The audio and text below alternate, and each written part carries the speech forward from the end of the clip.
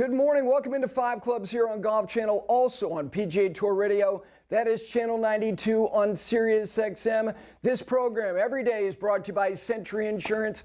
They invest in great things in the game of golf. Their partnership with the First Tee and also the United States Golf Association. Golf Pride, the grip trusted by more players at every level, from the top to the bottom, all around the world. Peter Millar, their apparel provider for not only our show, but for me, for the last 15 years, so proud to be aligned with the leader when it comes to apparel. Whatever you need, wherever you're going, they've got you covered. And of course, the cradle of American golf, that is Pinehurst. The cottages at Pinehurst number 8, they're open. You can book now. There's always something new and even better at Pinehurst. On this Tuesday, for the whole hour, we got Wagyu filet, steak for breakfast. You probably don't want to overindulge in doing that a lot. It's probably not good for your diet. This will probably not be good for me if I did it every day. But every once in a while, you just want to satisfy your appetite. So with that, Brendon de Jonge, Johnson Wagner, my boys, here for the whole show. Good morning. Good morning, Gary. I've got a question for you. On that intro, you make that putt on Oakmont Country Club on 15. Yeah, that was a one take. Was it one take? Yeah, I always want to do everything, even if it's not live, plausibly live. Okay. Yes. So if I didn't make that, that would have been in the open. Okay. You believe that? No, not for a second. Probably 5 or 6. Okay. It made me so angry because like you want to make the first one and you do it live. It's so interesting that you say that. Before we dive in, because we got this carcass. It's still got a lot of meat on the bone because when a major provides that, there are a lot of people that starting when you threw out your rotator cuff at the Players on the 7th hole, which was, kind of this opportunity to try something on live from with you to recreate something. And now it's become something that people not only love, they look forward to. They're wondering, where's he going to go? Where's he going to go? Before we get to all the stuff we want to talk about today, live from, to me, and always has been the most important as far as the properties that cover the sport with the people who do it. It's the best. And so with what they've added with you, take people through the process as the day progresses, how you and your team, the production side of it, decide what you're going to do each night. Usually at the Players Championship or any NBC property, the U.S. Open or the Open Championship, I'm watching golf in the trailer with the whole team, and we're just throwing out ideas back and forth. But at the PGA, I call for radio. So I've got a text chain with 3 or 4 guys on it, and when something comes up, we'll just shoot a note and say, hey, this looks pretty good, or whatever it may be. This week was actually kind of challenging. Scottie Scheffler didn't really put himself in any spots that he hit something miraculous. So I was kind of trying to go a little deeper on some stuff and just show the viewer a little bit more about the greens at Quail Hollow itself. But yeah, there was a couple shots. Justin Thomas behind the green on 18 Thursday I really wanted to do, but couldn't get out there. Bryson hit a couple sick flop shots on 14 on the weekend that, you got to do the winner who's leading. You can't just pick them down the line. No, you can't. I thought maybe a tee shot on 14 with the Homa shot and why are you laughing? Well, get out there. So you can get driver to the front of that green, can't you? Absolutely, but I mean, I'm basically going straight from the radio booth in a cart out there, cracking my back and making a couple swings. It takes a little while to get this body loosened up. I've hit a couple drivers on the show, but man, that one would have been a tough one to pull off. And I don't know what it would have shown me hitting it into the houses right or into the water left. I would have been better off throwing some balls at the front of that green. I do love the live lav track. It's primarily Brandel and McGinley. Rich, the consummate professional, he's either holding the laughter. Look, it's such a neat thing that they've added with you, and it's fun to see it every single day, and people look forward to it. All right, here's what we're going to do here over the next hour. We're going to give a final synopsis as it pertains to the performance of Scottie Scheffler, look ahead a little bit with him, get beyond him, and kind of unpack the other things that you guys think were important from the week. Not only the individuals, but the venue, and then also talk about Rory's week and some other items as well, and a little peek ahead to Oakmont as well, because if people were paying, and I know people who are sitting here now watching this, are paying attention to the fact that 6 majors in a row now. We're going to Oakmont with the last 6 major winners being now all multi-time major champions. It's a heck of a run that they're on right now. It started with Scheffler at the 2024 Masters, and now currently we sit here with Scheffler having now become a PGA champion. Of all the things that he did, what are the things that stood out about his week for you?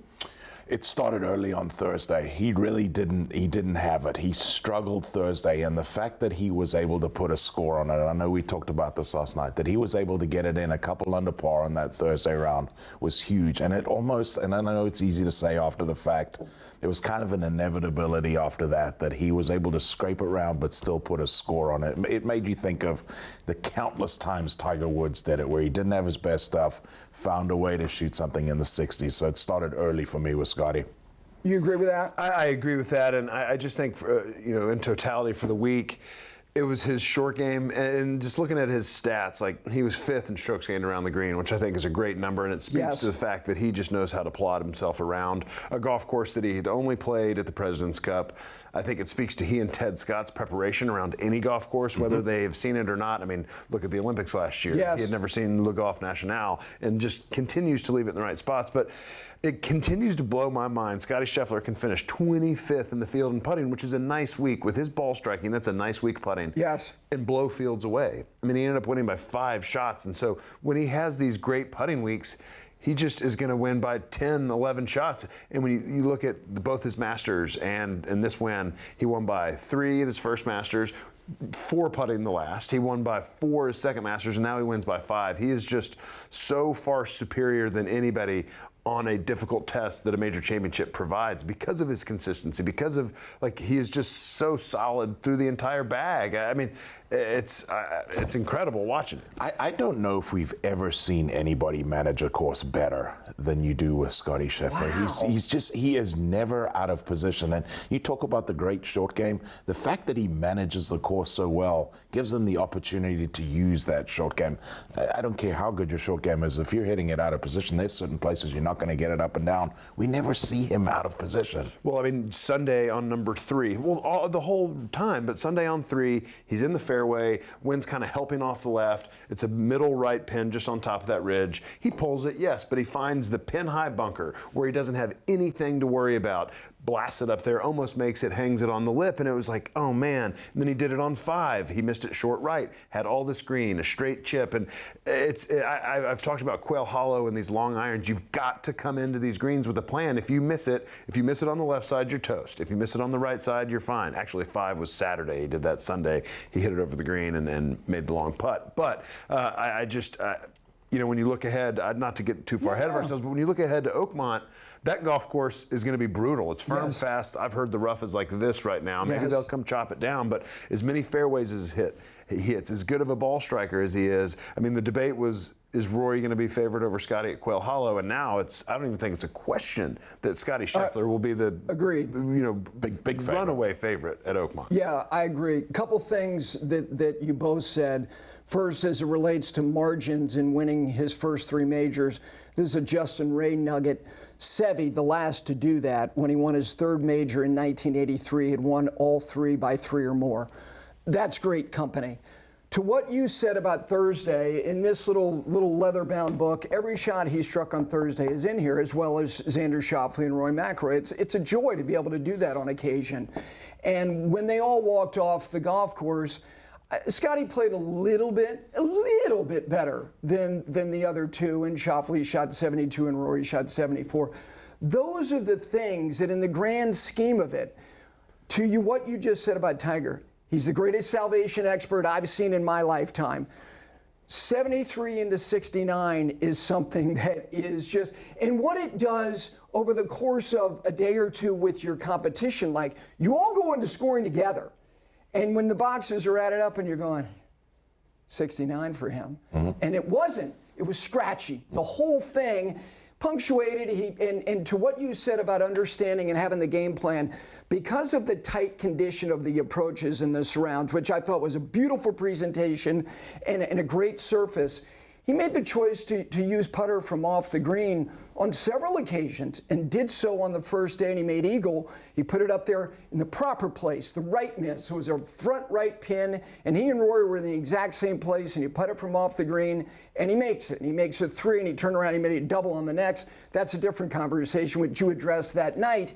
And then on Sunday, he hits a fabulous second to that back right pin, and he chooses to use putter again. And he said on the live from set, he said, look, these are very tight turf conditions. We knew going in that was going to be our approach. And so they had the plan, they executed the plan. And I think that, turning numbers into something less than what it looks like, it may seem mundane. It is so significant, and the margins seem so thin, and yet he produces all these big margins. You said through the bag, nobody's better. Let's get beyond the bag. What are the other assets that he possesses right now that is a huge problem for his competition? Well, his mind is unbelievably good. I think you said there's nobody better in the game that is where his feet are. Nobody not close. Better. And it's so true. His mind never races. He never gets too far ahead of himself. Got off to that slow start on Sunday, but you felt like he was going to be okay. You were never really worried about it. Something was going to click and he was going to figure it out. And the guy's mind is just so strong. He talked about walking from 9 to 10, both in his post-round press conference and with Taylor Zarzour in the post-interview with SiriusXM Radio. And he just, listening to him speak, he walked back to that tee and he said, you're not going to continue to miss it left, keep making good swings. Asked Ted what he saw, and Ted said, hey, you just look like you're a little bit open with the driver. So he changes it on 10, pumps it down the middle, makes a pretty easy birdie from the left bunker, and it was on. And I don't think he really missed a shot until the 18th tee when he missed it right, which why would you not miss it over there when you've got a 6-shot lead?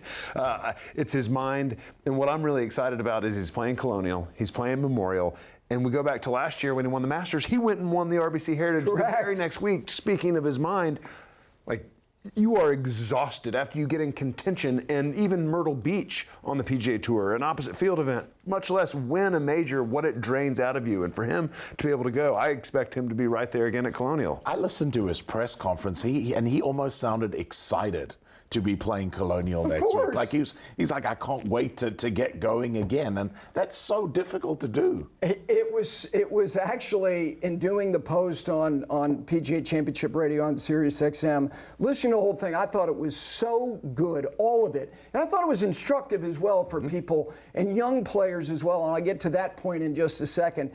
I said before we tossed to it, I said, if you think that he is going to just genuflect about this, he may in the most modest, concise way. The second question was all about, the significance of it, and he said, look, this was really important, it's a great win, but on to Fort Worth. It was so Belichickian. He might as well have said on to Cincinnati. I mean, seriously. And that's the way that he is, which again is a problem. The other thing about him and his mind is also about state of mind. And in that post round, when he was done, he talked about learning from Randy Smith early on in his life, like before he was 10 years old, the lesson about being patient. And we have kids. 8-year-olds are not patient. Are we there yet? Are we there yet? Are we there yet? They don't even know what it means. And it's not like it was applied right away. But he is patient, and when you watch him play, and you can say, well, he has good reason to be patient. That doesn't mean it's easy to exercise that patience. He turned onto the back, he self-corrected, made the birdie that he needed to on 10, and obviously he has great self-belief. I never feel like he gets wobbly, and he's patient to take advantage of the opportunities when they're there. And what did he do on 14 and 15 all week? He was 9 under par on those 2 holes. He's patient. He finds the spots where he needs to. And then also, I think the attrition of the moment gets to others. Look at the Masters last year. Look when we got to him in corner. It was kind of bunched up. He was patient. He was scratchy at the start. His peer group They got a problem on their A hands. big problem. Big problem. I mean, he's going to be in contention in 90% of the majors he plays in. And he's so good at not making mistakes. It's just like this. He let other people, like the Masters, he let other people fall around, and he continued to climb.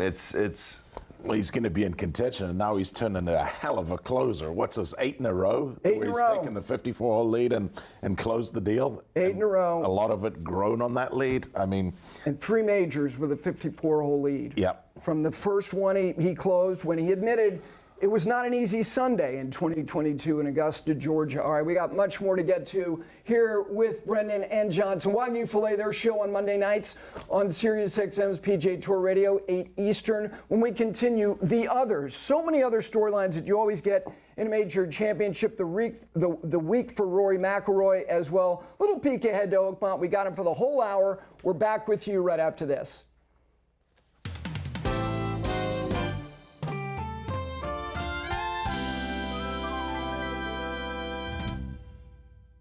We are back in on this Tuesday on 5 Club's Golf Channel. You can also listen. It's Channel 92. It's PGA Tour Radio on SiriusXM.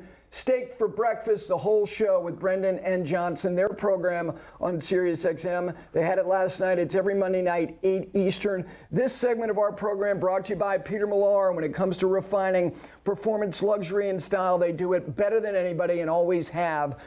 So proud to be aligned with them myself for more than 15 years. All right, guys, beyond Scheffler, because you said it, and I felt the same way. His 69 was like, he did exactly what he needed to do. You saw the inexperience on the first page of the leaderboard after the first day, and the hysteria of people talking about the leaderboard as if it was a reflection of anything other than the depth in the game with the deepest field in major championship golf.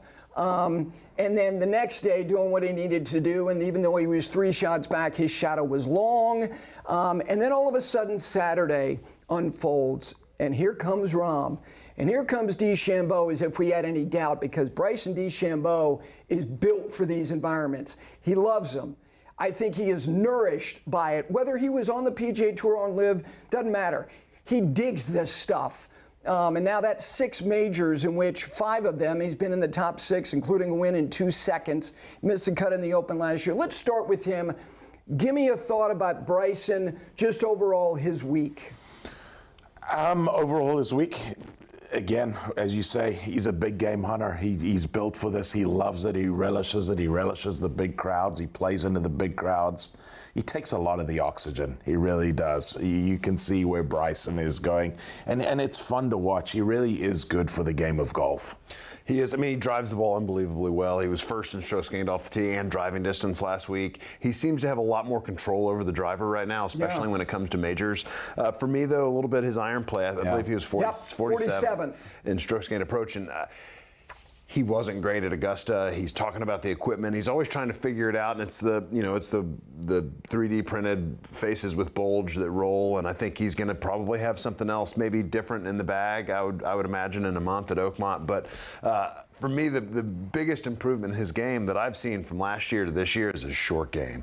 He is capable of hitting some of the most ridiculous shots, both Saturday and Sunday on 14. Unbelievable. From brutal positions. Unbelievable. Saturday to the front right, he's over on top of the bunker and has to hit this flop. It was into the wind, but it's all downhill. He left it short of the hole. And then 14 on Sunday, he's in a similar spot, but less green to work with, hits it to a tap in again. And then on 15, from long left of the green, I just think he's got so many shots around the green. He seems to have a little more not quite so rigid, and has this little whip right on the downswing, and it's like he can throw the ball under the ball with spin, catch it high on the face, stop it on a dime out of any sort of lie. And as much as I want to give him grief, I thought the shot he hit into 18 Sunday from ball above his feet, there's a wedge that's obviously a 6-iron length. I think he loses stuff on some uneven lies, especially when it's above his feet, but I think it also makes him so great out of the rough when he's got that same length iron and he can just cover a ball out of that thick rough unlike anybody. But it was his distance control out of the rough. He kept missing balls over the backs of greens, and he's got to get that iron play figured out. The short pitching,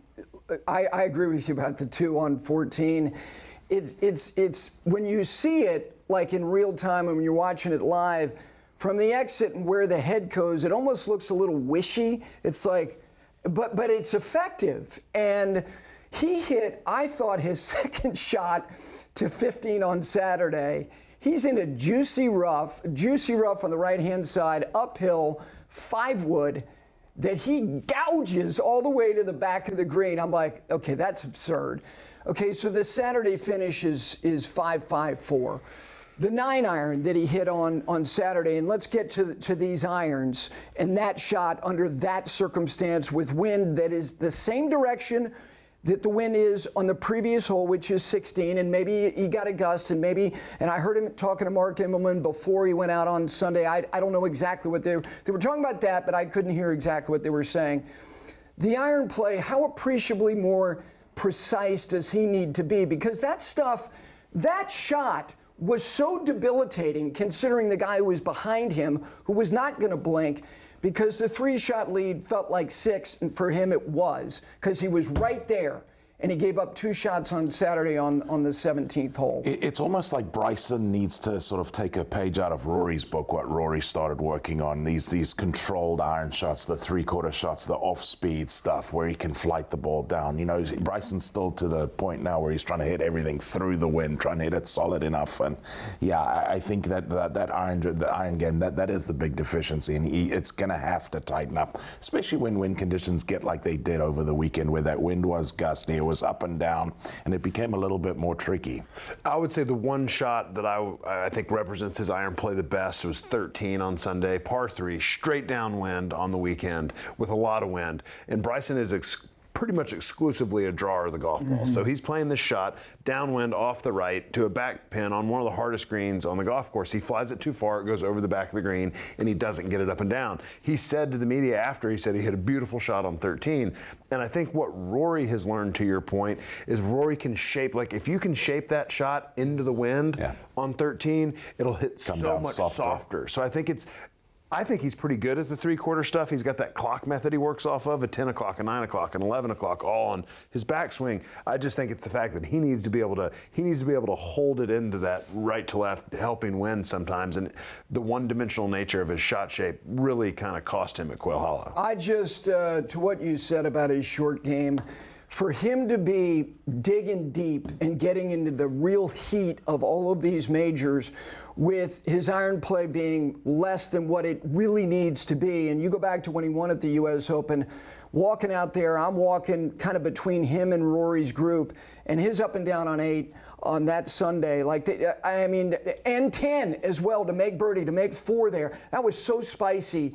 That is so impressive. And like you said, the oxygen, you know what? He wants all of it. He wants all of it. He is such an asset to these events. He adds so much. The other guy who adds a lot, who we haven't had that ingredient for a little bit of time, is Jon Rahm. Give me an overall assessment of what he did on the weekend to get into the deep end of the pool. You know, we've talked about it a lot. The guys that we miss getting to watch play week in and week out. I felt like that the entire week getting to watch Jon Rahm play. Like, I really miss seeing Jon Rahm and seeing Jon Rahm in the battle. I think Jon Rahm, this is going to be a massively positive week for Jon Rahm. I'm sure that the finish was hard to watch, the bogey double finish, but I think Jon Rahm is probably licking his chops right now. Cannot wait to get to Oakmont. Got those juices flowing again. Got deep into a major. I mean, had a tie for the lead with 6-7 holes to go. Yes. I think Jon Rahm, with a putt to take the lead momentarily. With a putt to take the lead. Yeah, I think Jon Rahm, I think overall is a massively positive week for him.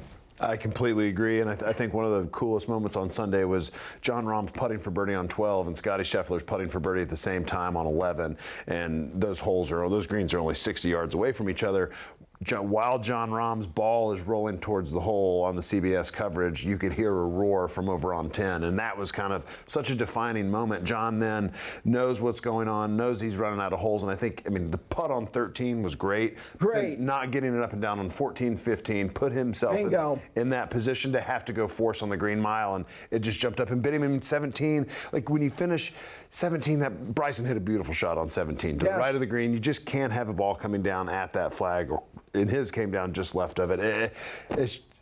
But I'm with you. Such a positive week. He had a look in his eye on Saturday and Sunday that I hadn't seen since he went to Live. I mean, we had talked about him starting off really poorly on Thursday and Friday. I mean, the fact that he made the cut at Augusta this year, I thought was great. And to put himself in the hunt again, I think Oakmont, which he was low amateur there the last U.S. Open, it was his last amateur event he ever played. I think Oakmont's going to be a place that he can go get it. And he looked like he was relishing it as well. He looked like he was really enjoying it, being in the heat of that battle. And he also, I think when he gets in the media center, he delivers. He gives you meat to chew on. And I thought he did it on Saturday, and I thought he did it in the aftermath of the way it ended on Sunday, and talking about how much fun he was having doing it.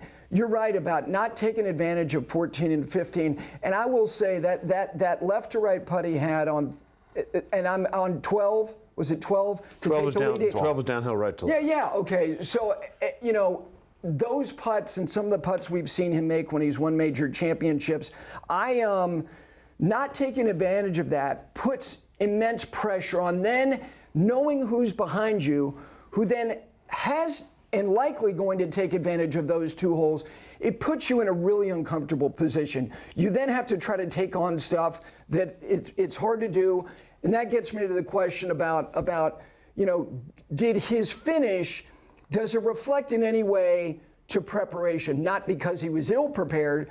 And Brendon de Jonge made the suggestion that being on Live and his finish is a byproduct of playing golf over there. What are your thoughts on that? I completely disagree with that. The fact that Jon Rahm's playing on the Live Tour has absolutely nothing to do with that finish. He chased it on 3 very, very difficult holes because he had to. You said it. Scottie Scheffler's behind him. He knows Scottie Scheffler's not going to make a mistake. You haven't taken advantage of 2 easy holes in 14, 15. You're forcing it on 16, 17, 18 on hard holes. Doesn't matter what tour you're playing on. I completely agree. I mean, yes, when you look at Live players as a whole, I think the narrative has been some of them have maybe taken their foot off the gas pedal and aren't preparing the way they have, and I think that's fair. I think their results kind of quantify that. But when you look at Rahm and you look at DeChambeau, these guys are fiery competitors. They want to be in the hunt, and they are getting up for these big events. No, I'm not going to go down that road of saying Live was the reason he finished that way. It's exactly what Brendon said. You're chasing at the wrong time on the most difficult 3-hole stretch, maybe in championship. Yeah, nobody really knows, but I do think that Scheffler has something to do with all of this, because knowing that he's going to play those holes, again, you've got to take stuff on that because you haven't taken advantage of the holes that Scottie has not played yet.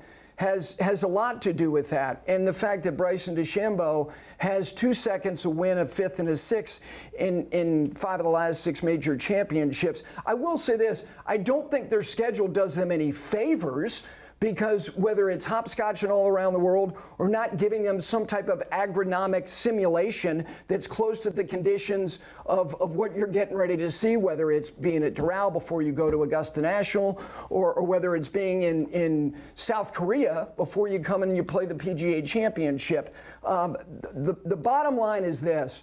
Those two guys they make things feel more like I got to sit forward here.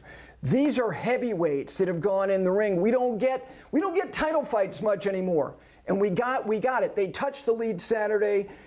Scottie allowed them to kind of get touching the lead, Rahm literally, on Sunday, and a little bit of a retreat. I mean, they're arguably 2 of the 5 best players in the world right now in Bryson DeChambeau and Jon Rahm, and I think that's a fair argument. And John, if you look at the last 3 majors, tied for 7th at the Open last year, and again, he was outside that lead pack that really felt like they were in contention. Finished 14th. He didn't just make the cut at the Masters, tied for 14th. So more than a reasonable improvement over last year, where he was just uncomfortable and almost seemed like he was being defensive in his defense. All right, we got a lot more to get to, including the week for Rory McIlroy coming off completing the career Grand Slam, and also the things around his week that I hope will lead to a discussion that can be instructive and constructive and maybe possibly policy change as it relates to something that transpired to him and others, including the guy who won the championship. Nice to have you with us.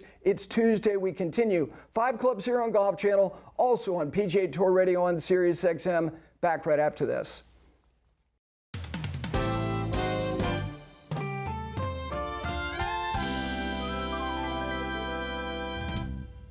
Great to have you with us on this Tuesday on 5 Clubs here on Golf Channel, also on Sirius XM's Channel 92. In this segment brought to you by Golf Pride when it comes to trusting grips through the bag, including that reverse taper putter grip technology, which I've had for about 18 months. It's the best. Golf Pride, trusted by everybody in the game at every level. We appreciate their support. All right, guys.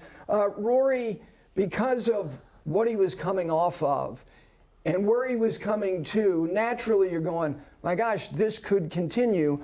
My pause, as we talked about when we did our PGA Championship preview, was, man, that summit, he hadn't seen the view from that summit in a while, and he got to K2 and Kilimanjaro and Everest all at one time by doing what he did at Augusta National. That, I thought, was going to be the psychological challenge for him. He never fired. He opened with 74 in total as far as his week on the golf course. How would you sum it up? Disappointing, very disappointing for him. I was the one who maybe jumped the gun a little bit there. I picked Rory mainly because of the golf course. Sure. The success that he's had at Quail Hollow. I thought he was going to be able to get up for this, and maybe it was just a little bit too much, as you say, having gone all the way up here and then having to get back up there again. But yeah, disappointing week overall for Rory. He didn't. Obviously, the driver wasn't working. He was missing it left those first couple days. I thought it was pretty remarkable the round he had Friday. I agree. To end up making the cut on the number after hitting in the should have gone in the creek off the grandstand left, hospitality venue, left of 18, goes across the creek. He got some water breaks a couple times in the first couple days. He did. Played at 15 on Thursday. Yes, and 18. And 18, and I just think it was really impressive how he got it in the way he did to make the cut.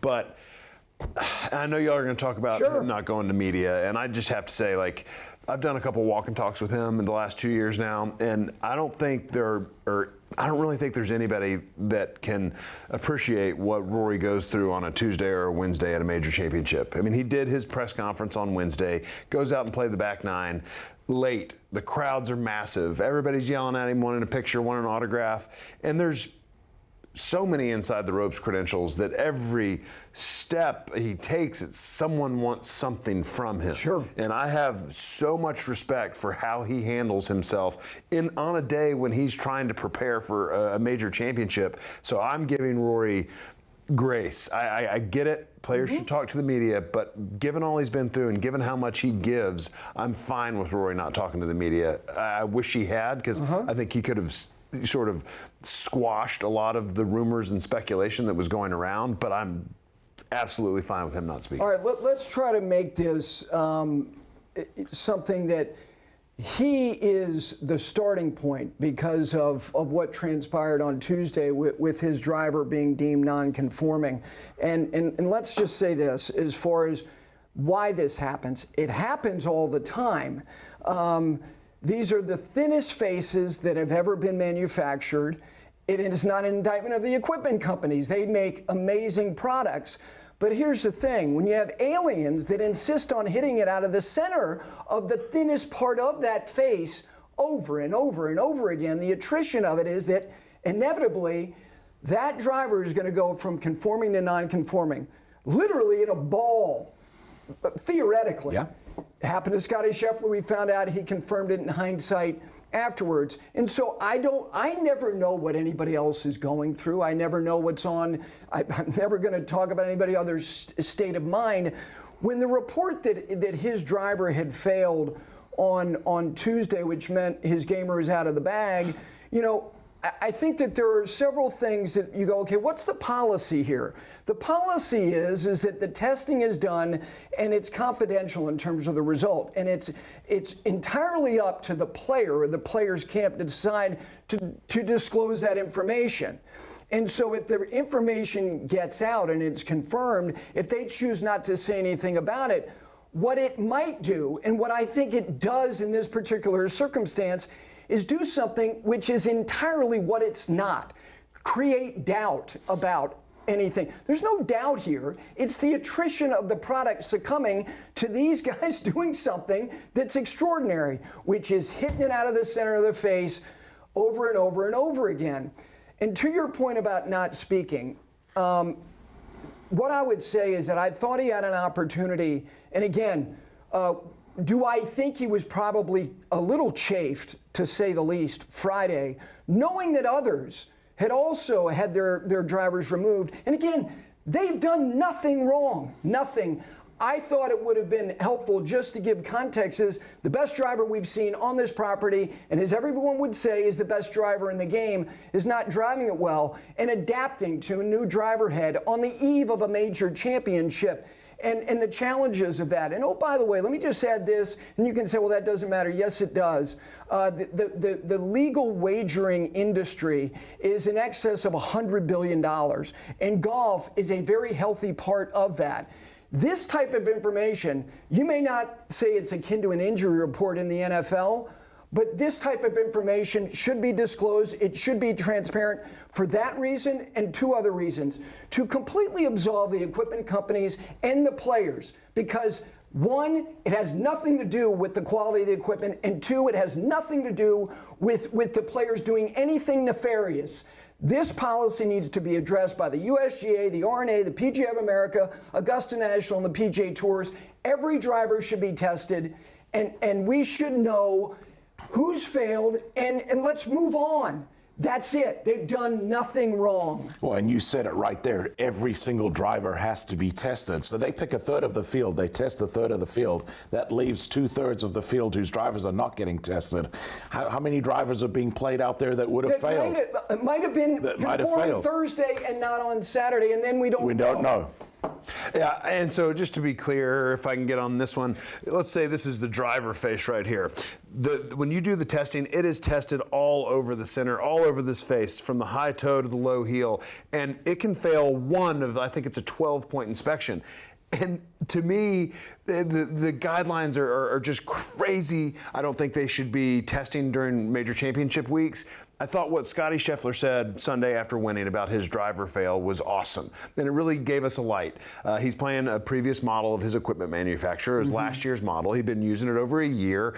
About a month. That's amazing that it lasted a year. About a month or two ago, he's talked about, hey, this driver's probably going to be thin out as much as I hit balls. Let's get dialed in for a new backup driver. And he was. And he was able to, at the PGA Championship, have his driver be non-conforming and put it in seamlessly. I would love to have heard Rory talk about that process too, because it's just interesting that Scottie was thinking about it, and that just kind of puts him on a different level anyway. I mean, I think most players now have at least one good backup head that they travel with. They need to if they don't, but I really enjoyed listening to Scottie's process of going through it. I would have loved to have seen Rory almost come and diffuse the situation with a little bit of humor. Like, hey man, I obviously hit the ball out the middle a lot. I hit the ball pretty hard. It's going to happen, and could have diffused it so easily. The report came out with respect to him on Friday after he had teed off in his second round.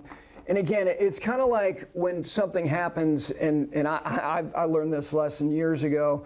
You know what? Don't respond to something that has got you running hot immediately. Pause, take a breath. I don't know. Was he not in a place Sunday to do it in it? Was he still running so hot that he would have been combative and maybe argumentative? I don't know that. But I think, first of all, he's so good at having conversations about the issues in the game. And I don't know, has taken the position that he took with respect to the direction of the PGA Tour and LIV. It's like, why am I continuing to do all this? I don't know. But I thought it was an opportunity lost by somebody who has such an important voice in the game to be instructive, to be constructive, and then also to advance the conversation about how this can be done in a more effective way so that we can immediately make it clear and also educate people that this is just what happens. It happens all the time. And then also to your point about when should we be doing the testing and how uniform should it be with respect to the fields as they head into these four most important events? You know, he is the face of the sport. And I thought that leaving the property Sunday without, and he's so good at it, and could have walked in there, talked specifically about himself, and talked about the flaw of the fact that confidentiality in its intent is good, but it also can immediately create this idea that, what are you hiding? We're not hiding anything. Your intent to protect is actually exposing them to skepticism and cynicism, of which, look around, there's a lot of it.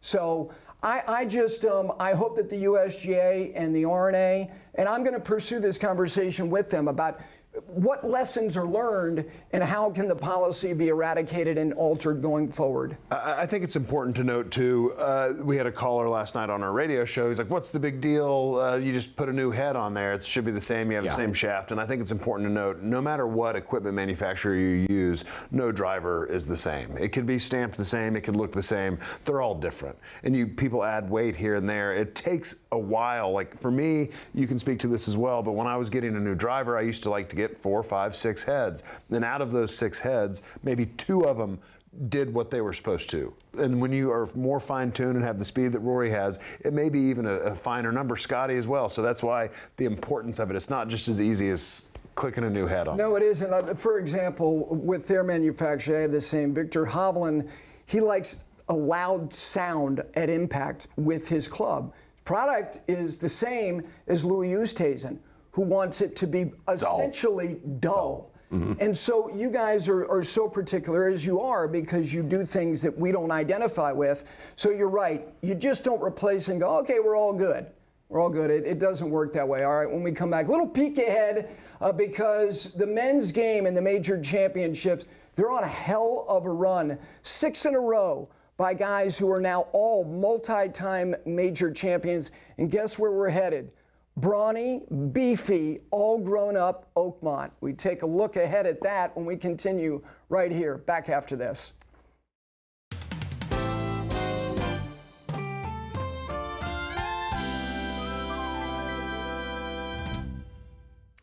Back in. Nice to have you with us on this Tuesday, 5 Clubs Golf Channel, also Channel 92 on Sirius XM's PGA Tour Radio. This segment brought to you by Pinehurst. There's always a good reason to be booking a trip there, because every time I go there, it seems like they have something new that has only made it better. Now it's the cottages at number 8, which are available. I went through those right before they opened.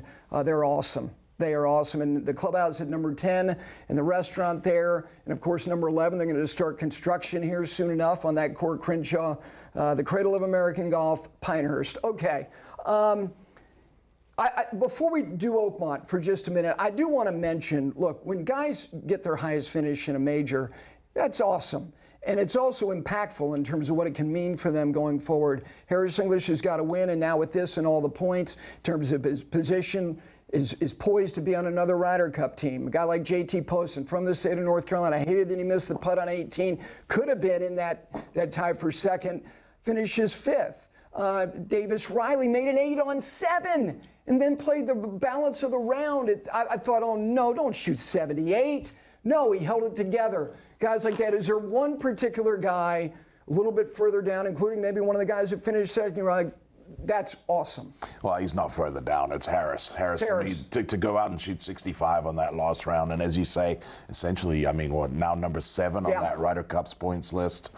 Yeah, for Harris, I thought that was absolutely awesome. A guy that dealt with a really tough injury earlier on. Now he's back playing the golf that he's capable of. And I love the way he talked after his round. He shot 31 on that back 9, and he's made a lot more work for Elar coming up. His caddy, he talked because Harris wasn't reading the greens well and said, Eric, you're going to read them from now on out. And I think it was like the 8th or 9th hole, Elar had to read all of his putts. So it's I'm sure that they're going to stick with that for a little bit. But Davis Riley, too, was such a stud coming out of Alabama. Yes. Was a little bit hurt during the COVID year because the Korn Ferry Tour became a double season. He would have had his card a year earlier. He does have 2 wins, including this week at Colonial and Zurich. But Davis hasn't, I don't feel like, has reached quite his full potential. So really cool to see him, hang in there, like you said, after that triple bogey on 7. Let me also mention Jonathan Vegas, because he was the 18 and 36 hole leader, the closest after any round. He had played 45 major championship rounds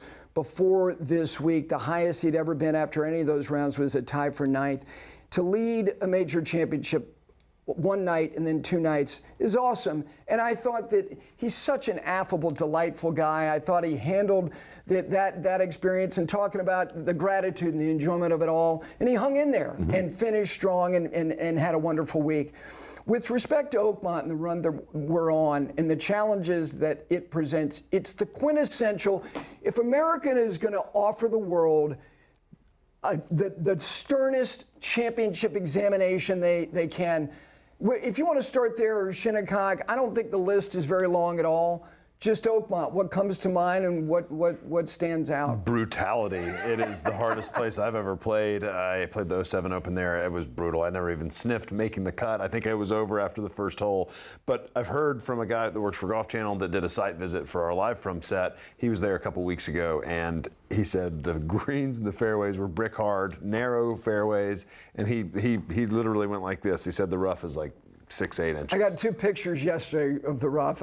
No, don't send me any more pictures. I get it. I know. Yeah.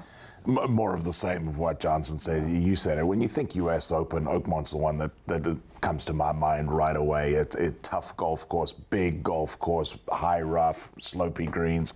And again, I think we're going to see another big name out there that's going to Here's win. what I will say. Ernie Els and Angel Cabrera and Dustin Johnson, they're grown men. I'm not. I know what a grown man looks like. I look up at them all the time. It's going to take a lot. It's going to be fascinating. The game is on a hell of a run, guys. I know it meant a lot to you to be calling it on SiriusXM with Taylor Zarzour, who is also a member. Very rare, not often, that the lead host and the lead analyst at a major championship hosting something that is being broadcast globally are both members at the club. I know that was an awful lot of fun for you. Your work as well.